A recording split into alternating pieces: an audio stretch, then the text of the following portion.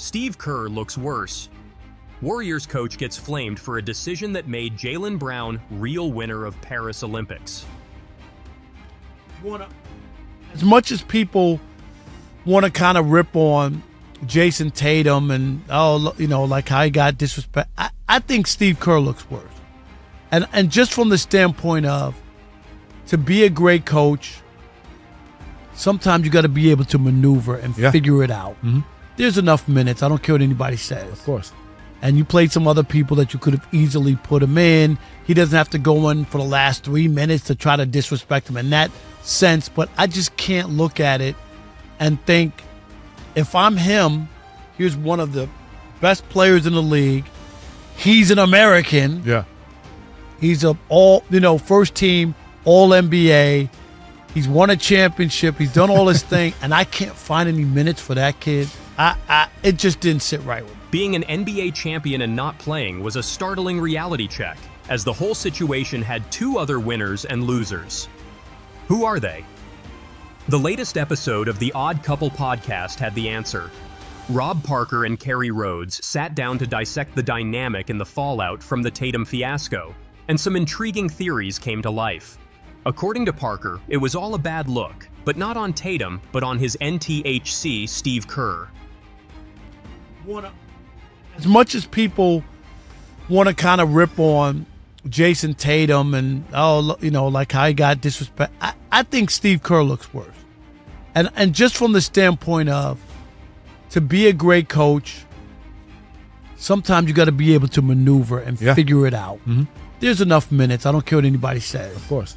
And you played some other people that you could have easily put him in. He doesn't have to go in for the last 3 minutes to try to disrespect him in that sense. But I just can't look at it and think, if I'm him, here's one of the best players in the league. He's an American. Yeah. He's a first team All-NBA. He's won a championship. He's done all this thing, and I can't find any minutes for that kid. It just didn't sit right with me. Jayson Tatum only featured in 5 games throughout the tournament, averaging 17.8 minutes per game. In those minutes provided to him, the 5-time NBA All-Star averaged 6.4 points, 3.4 rebounds, and 1 steal. If I'm him, Kerr, here's one of the best players in the league. He's an American, he's a first-team All-NBA, he's won a championship, he's done all this thing, and I can't find any minutes for that kid. It just didn't sit right with me, the 60-year-old concluded. In response, his co-host Kerry Rhodes said, "Yeah, Steve Kerr definitely looks worse in this situation than Jayson." Kerr's decision to keep Tatum out of the core team might have done some damage to the 26-year-old's reputation on the court, as his teammate, Drew Holiday, was a constant fixture on the team. But somehow, there's another player who has benefited from it all. Rhodes took the lead later on the podcast and revealed how Jaylen Brown was in a win-win situation. Jaylen Brown is the real winner in the Jayson Tatum-Steve Kerr saga. Jaylen Brown had a season to remember in the Shamrocks colors, with both the Finals MVP and Conference Finals MVP awards to his name. He was the man for the Celtics, but when it came to Team USA, he was a non-factor. Instead, 3 of his teammates got the nod ahead of him, but despite the snub, he's the one laughing now as far as Kerry Rhodes is concerned. The former NFL star announced the 27-year-old as the ultimate winner in the whole saga and said, "You know who came out on top? Jaylen Brown." Because think about it, that was another extra body of a similar body type of Jayson Tatum, and he didn't play. He would not have played if Jayson Tatum didn't play, the former safety claimed. He further explained, "So that conversation of being saved, not having to go through that and just having the conversation of other people saying he should have been a part of the team, he looks a little bit better in the situation than Jayson does." While Tatum's lack of minutes became a matter of national debate, if the same happened to Brown, things would have looked much worse than it is now. Brown's snub already made waves due to the alleged involvement of Nike, so having him on the bench was a sure-shot way for Steve Kerr to get more bad press.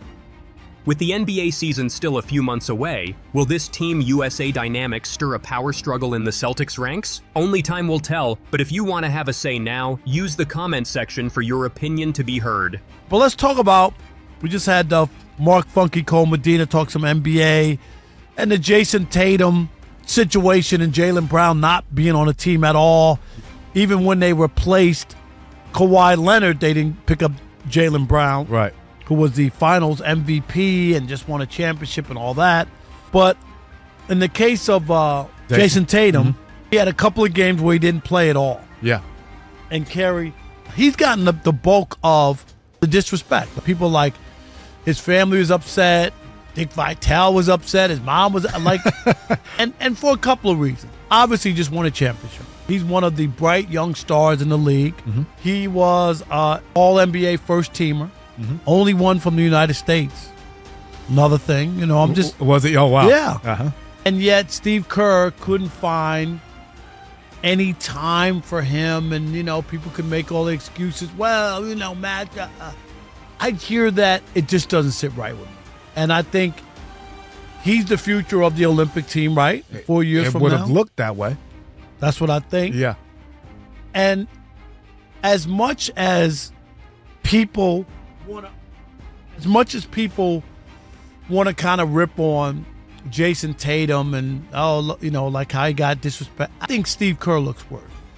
And just from the standpoint of, to be a great coach, sometimes you got to be able to maneuver and figure it out. There's enough minutes. I don't care what anybody says. Of course. And you played some other people that you could have easily put him in. He doesn't have to go in for the last 3 minutes to try to disrespect him in that sense. But I just can't look at it and think, if I'm him, here's one of the best players in the league. He's an American. Yeah.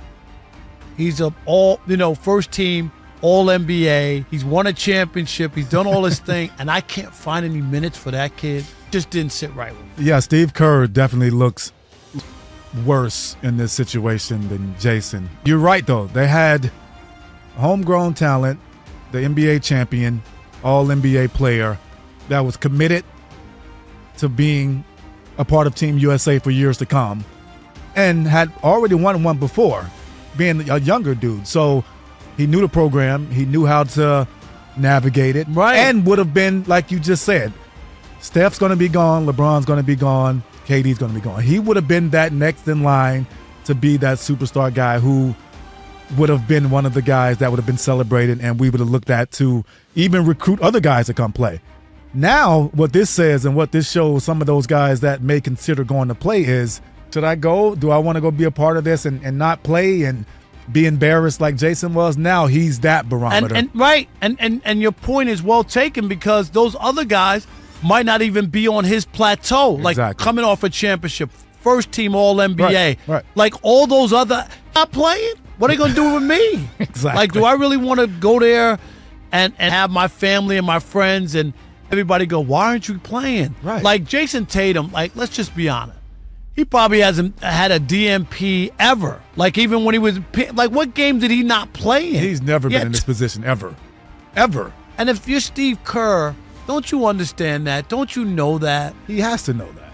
And Steve, I've liked Steve. I've known Steve. Me too. I've known him personally. I know him. Like, I like the guy. Right. But what you're saying, though, I mean, you cannot not have Jayson Tatum playing. To find a way, because I don't even know, like, I don't know, but even with the Dream Team, with all those players, they found time for those guys. It wasn't like, oh, Charles Barkley, you're not going to play. Or like seriously. Like Scottie Pippen, you're not going to play this game because the matchup says. Because the matchup, like really, like that's the part that I've just. It's a hard pill to swallow. Yeah. It really is. And you can talk about matchups and all. The United States is supposed to win. This is 5 gold medals in a row. Stop it with the matchups. You know what I mean? Yeah, like, that was a cop-out. That's a cop-out. That's a cop-out. You're supposed to be the matchup problem. They should be matching up to the United States. And so the fact that was the reason, it just didn't sit with a lot of people. Do you think and if I'm Jayson Tatum, I mean, I give him, he's a professional. He took it. He is. He didn't say anything. He just said, I just tried to act like a professional in this whole situation. Right. It wasn't great, but you know from the reaction from family and friends and other people that, you know, like this was not like other people making a big deal out of this. This was something that when you looked at it, you just couldn't figure it out. Dick Vitale went crazy over this. You know who came out on top? Jaylen Brown. Because think about if that was another of a similar body type as Jayson Tatum, he would not have played if Tatum didn't play. So that conversation being saved of not having to go through that and just having the conversation of other people saying he should have been a part of the team, he looks a little bit better in the situation than Jayson does. Yeah. No, I got it. I don't how you as a coach like that's part of you and your genius as a coach is to be able to figure out how to make it work. And you get it. I get it. Egos. There's other people. Halliburton. We get that, right? Like Halliburton, he's a young player as well, but he's not Jayson Tatum. No. He on that when he's on, right? Yes. No. If you're a Celtics fan too, you're like, there are 3 Celtics on the team, and the biggest star is not playing. Jrue Holiday played more than Jayson Tatum. I just don't. I don't. And how do you go back to your teams? If I were Jrue Holiday, I'd be like, this is my team then. All right. You saw I got the run in the Olympics. Oh, exactly. Wait a minute. Jason, were you on the team? Oh, yeah, that's right. You did get in. You got two DNPs, didn't you? Exactly. Not one. Two. It's going to be interesting. I don't buy into the, Mark Medina said that maybe when they play the Warriors, they might have a grudge, but not some whole season, revenge tour, whatever. The revenge tour. No. I don't see that. But I feel like you would, Warriors? Yeah, against the War and Steve Kerr. Like you would have, I'm sure you're not fond. You might not say it publicly, but you'll never forget as a player, would you? Absolutely not. Oh, he won't. And he will be after Golden State's neck for sure. I mean, I think they played Golden State Warriors last. And the other thing about that, they played the Warriors during this championship run. I think they beat them by like 60 points. Right. It's going to be 100. It'll be 100 this year. Yeah, it's going to be bad. It can get ugly. Yeah. I don't know. I don't know the thinking about it. I just keep saying to myself, like, it's a dilemma. I get numbers and the crunching of the numbers and trying to figure it out. But if you would have told me going into the Olympics that he would not play 2 games, with the older players, and I'm not saying that there weren't a few minutes you could take from LeBron or a few minutes you could take from other people for Jayson Tatum? 100%. Like, number one, and I said this on our show on Sundays, I was like, LeBron shouldn't be playing this many minutes anyway. I mean, he's got 1 or 2 more years left max, and he's out here, burning the night oil at the Olympics, playing way too many minutes. So, yeah, I mean, Jayson could have played some of those, and Jayson's also a versatile player. He's 6'9", 6'10", but he plays the guard position, so he can play any one of those positions. It's not like we're playing position basketball anymore. It's positionless. It is positionless, and so why couldn't he get out there? And I don't know. I feel because I think Jayson has always fought this thing. Like there's always been like people discount him or whatever for whatever reason, despite his numbers. Even when he didn't win the Finals MVP, he led the team in almost every category. And I get it. Jaylen Brown had earlier in the series played better, whatever. But in the game, in the deciding game, he shot 6 for 22 and he still won the NBA final. Like in the closeout game. Yeah. And Tatum went off. Yeah. It was weird. So he's always had that. People always questioning whether or not he had to make up to win. Mm-hmm. That was following him. And I said, you don't win until you win. 100%. Right? Like we keep talking about this like people, I don't know. I was Jordan when he was starting out, and they didn't think he was going to win. Exactly. I was there. Like people think everybody was rah-rah Michael from day one. No. They were like, he's a great player. He doesn't make his teammates better. I remember that. He won't win. Yeah. That's what they really thought Michael Jordan was going to win. Really? And then once he broke through, you couldn't stop him. Right. So Jayson Tatum publicly backs America's outrage against Steve Kerr's Olympics disrespect. Even as Team USA walked away with a gold medal at the 2024 Olympics, the debate around Jayson Tatum's playtime hasn't ended. From Bob Cousy to Dick Vitale and even Tatum's mother, everyone questioned Steve Kerr's approach. After all, Tatum was just fresh out of an NBA championship win. American rapper Vince Staples also showed his support for the Celtics star, and it seems like Tatum wasn't too happy with his treatment in Paris as he showed his displeasure on Instagram. In the 6 games that the Team USA squad played at the 2024 Paris Olympics, Jayson Tatum was benched for 2 of them. He didn't start Team USA's campaign opener against Serbia and missed out on the semifinal against the same opponent. Even in the games he appeared, the player only averaged 17.7 minutes. In comparison, LeBron James and Stephen Curry, the 2 leading scorers, averaged 24.5 and 23.3 minutes respectively. Tatum's playing time didn't even cross the top 50 mark when compared to all the players who participated in the tournament. This treatment of a player who made it to the All-NBA first team in the last 3 seasons hasn't gone down well. The 26-year-old took to his official Instagram account, resharing a tweet on his story from Vince Staples. It's a learned experience. Over time, you learn how to deal with all the extra noise and attention, whether it's positive or not so positive. And you know, I'm a fair, smart person. I know when I'm doing things at a high level. I know when I need to do certain things better. So I'm not like oblivious to what's going on, but at the same time, just keeping the main thing, and focusing on trying to win the next game. You know, that's what's most important at this time. Joey Mastretta with Clutch Points. I wanted to ask just about Kyrie, and you know, he's a great player. He's had some struggles in the series. What do you think you guys are doing well against him, and do you think he's just missing open shots? I mean, that's part of it, right? You never like completely shut a guy as talented as him out. And you've heard it a million times. With great players, you just try to make things difficult, show them different coverages, just want to make them work for everything. They're going to make shots, they're going to miss some shots. You just don't want it to be easy and for them to be comfortable. And that's what, you know, any talented player. Tim here on the left. Jason, Tim Reynolds with you. Okay, 2 things on my, the first one, Matthew Tkachuk is watching a lot of the NBA Finals. He said he's 2 wins away, you're 2 wins away. How much have you followed what they've been doing?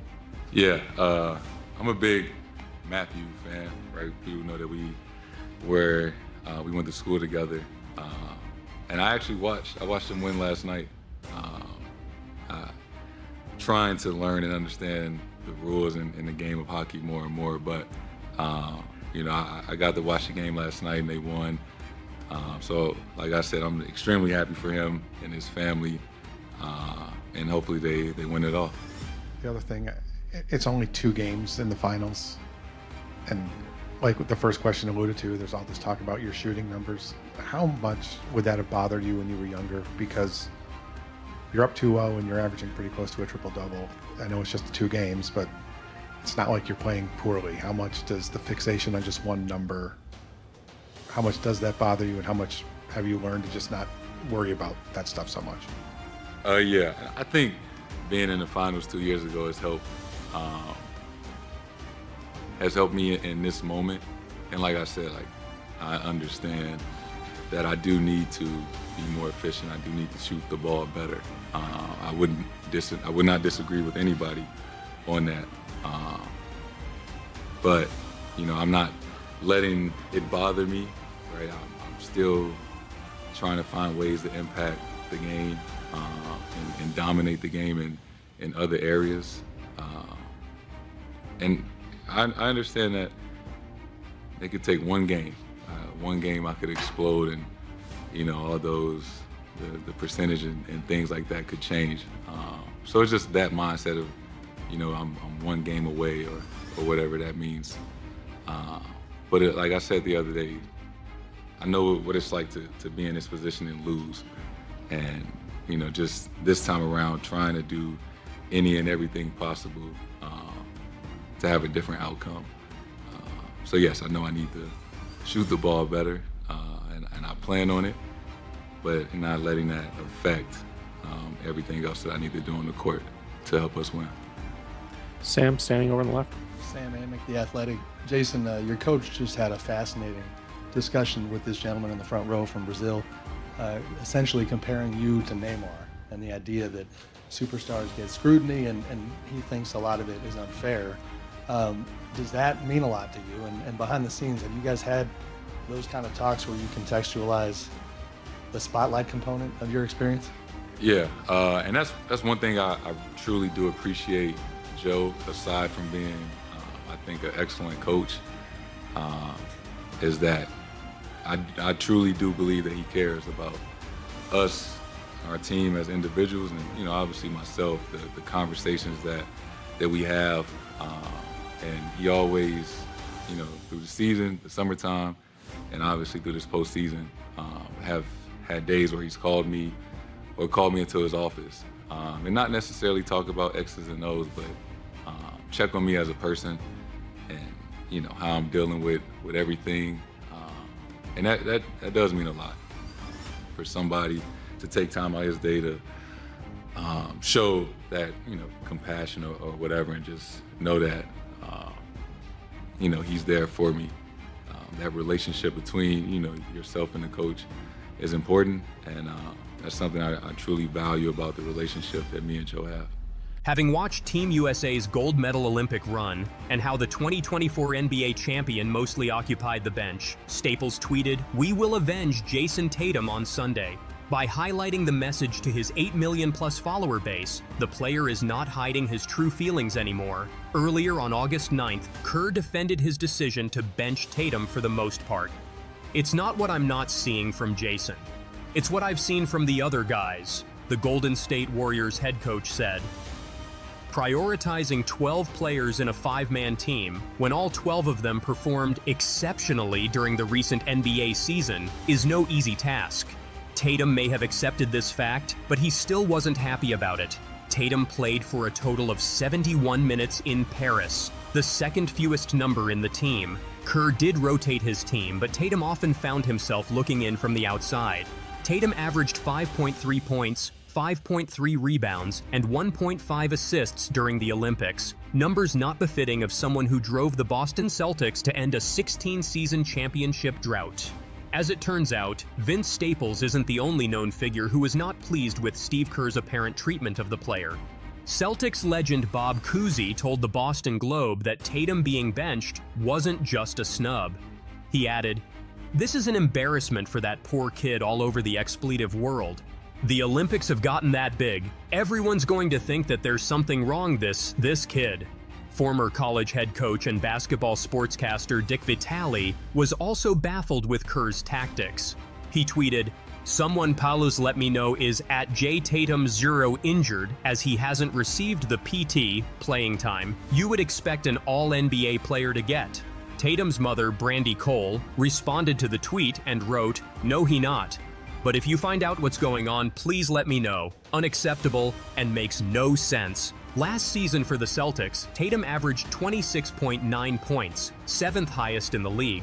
He also averaged 8.1 rebounds and 4.9 assists during the franchise's march to the championship. Former Milwaukee Bucks point guard and 2021 NBA champion Jeff Teague stated that Jayson Tatum being benched will have long-term consequences, as the player's reputation in the domestic league may not remain the same, while Boston Celtics owner Wick Grousbeck held the belief that, to him, Steve Kerr's decision-making regarding his player is a mystery. Jayson Tatum may go on to hold some resentment at the moment. Will it mean his future with Team USA, especially at the 2028 LA Olympics, is in doubt? It's a real feeling. Still hasn't really kicked in yet. Just trying, I guess, enjoy the moment. I kept saying, wow. These last 7 years have been a roller coaster, up and down. I had to listen to all the shit that people said about me.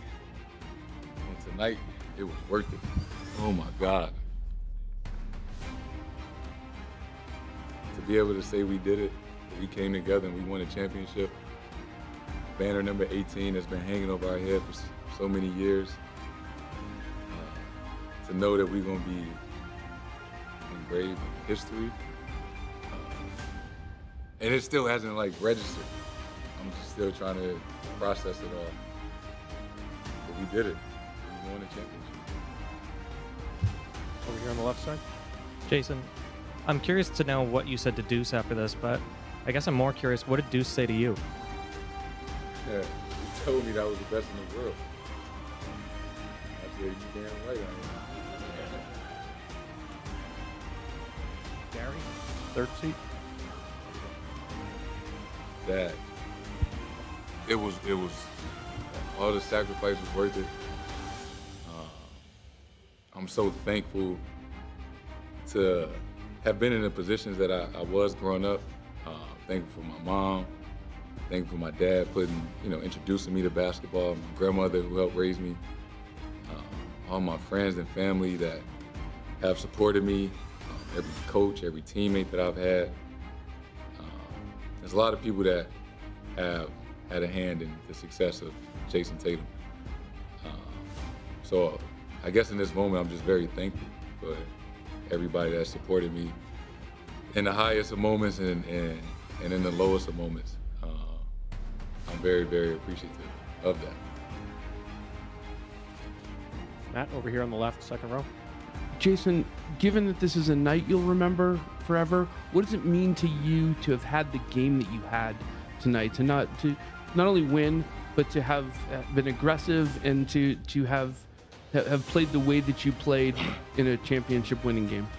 I mean, this is gonna be a night that I will remember for the rest of my life. The game, the celebration, these moments. Over the last couple of years, we've had some tough losses at home in the playoffs, and we've lost the NBA championship at home in front of our fans. We had a chance to beat Miami in Game 6 a few years ago and lost that one. So to have a big win, the biggest win that you could have in front of your home crowd, I felt like that was really important to go out there and do everything in my power to make sure we won this game tonight. Ramona, left side, fifth row. Hey, Jayson, Ramona Shelburne, ESPN. I know you've talked a lot about Kobe Bryant as one of your idols and somebody you've had in your game after and your motivation after.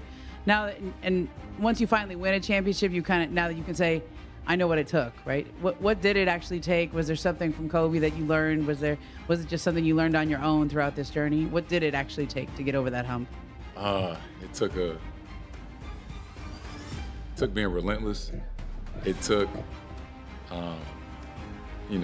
being on the other side of this and losing in the finals and being at literally the lowest point in a basketball career that you could be.